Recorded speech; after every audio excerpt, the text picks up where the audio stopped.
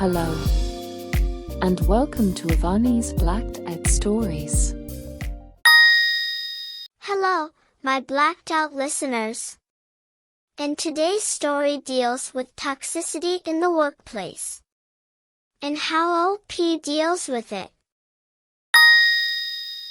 Original post. I overheard a coworker call me a dyke. I know people at my job talk about me behind my back and call me names. A while back, I called someone into my office to give her a bottle of scotch because I knew she liked that, and I wanted to give her a gift for a job well done on a certain project. To my surprise, she offered me a drink. I am a non-drinker, but I did not want to be rude, so we poured some. I had a couple of sips, to be polite, but she had a few glasses. She started talking. She started telling me how much respects and admires me. Then she told me not everyone loves me, though. She told me they frequently call me names like bitch, lesbian, and dyke. Knowing that she admired me, I thought about making her my little spy, but then I decided against it because that may not be ethical, and I don't really care that much about what those people think. Over the weekend, I was hosting an event for the company. At these, I wear nice dresses and have makeup done, as opposed to the makeup-free face and pantsuits I wear to the office. One of the women from my office who does not normally attend these events was there, and I was in a room of people, and she did not realize I was in the room. She said something like, "Oh, she thinks she is a real girl now, but she is still just a dyke." My jaw dropped. She suddenly saw me, and I almost said something but decided against it.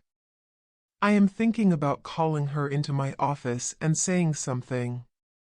It is not that I am offended, but I wouldn't mind putting this bitch in her place. What are your thoughts? And now for the comments. Many_Baker 8996 states. This makes sense. A human resources will welcome the fact you try to remedy the situation on your own first. You are both full-on grown adults, and you don't need to tattle to HR the first little thing that happens. All you have to say is you heard what she said, it wasn't appreciated, and that it hurt your feelings. Then mention you are going to try and move past it, and hopefully, it doesn't interfere with the work environment you are trying to foster. The next comment comes from Ecstatic Love 9644. And it states, "This is the way you handle it, my friend. So many people here urging you to document everything blah blah, but to what end? The upside is a dickhead gets what's coming to them, that's the maximum upside. The downside is you become less popular anyway, get a reputation, and cause a headache. If you have a great job and enjoy it, I'd go for the long-term strategy. Immediately just kill with kindness and brush this stuff off. But start mentally preparing yourself to take her down and make yourself look better in the process. Whoever there is probably just jealous of your success and trying to suck up to their other jealous coworkers. Who calls anyone a dyke anyway? Is this a 90s sitcom? Anyway, you have got this girl. Good confession." Next comment is from Hlab, and it states, Girl, I report idiots to HR, and I still have dream jobs. I pull power moves by reporting not to HR but by going to the highest woman in charge, usually the boss's boss's boss, and asking for advice about reporting to HR. Then every idiot on my team is scared of me, and I get respect in my male-dominated field because I don't put up with shit. It helped my reputation. In fact, I've gotten 3 awards since then. The next comment comes from Mr. Favorable, who states, you're being harassed. Being called hate names and having your name smeared around your workplace because people dislike your sexual orientation. These are not acceptable at all, and if you were to leave this job for a new one and for whatever reason they ask why HR was involved, you can explain how you were being harassed. You do not deserve this, and by doing this, you can set the tone that this is not acceptable towards you or other coworkers who might have a non-hetero orientation.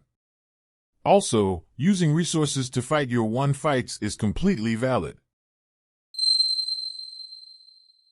Hello everyone, it's me, Avani, and if you have made it this far into this confessional, please consider subscribing.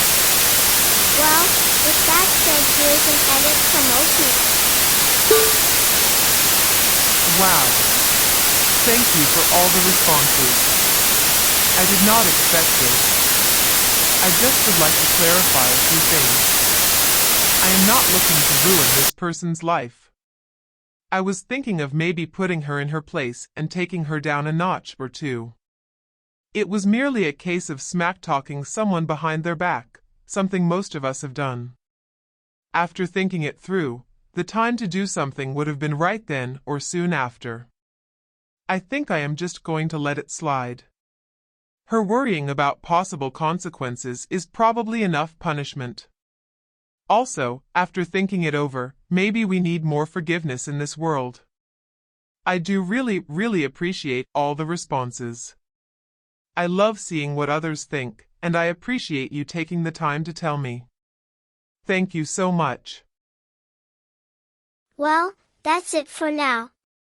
Please share your thoughts in the comments section. And if you want, feel free to give suggestions for new content. Bye.